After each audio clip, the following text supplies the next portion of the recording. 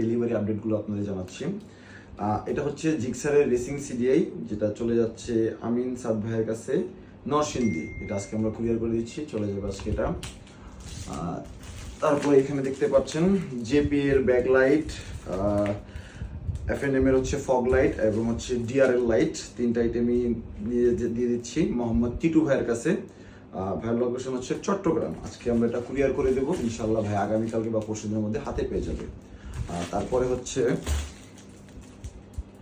DB কিলারও কিন্তু আমাদের কাছে অর্ডার করেছে হচ্ছে সবুজ ভাই অর্ডার করেছে মানিকগঞ্জ থেকে।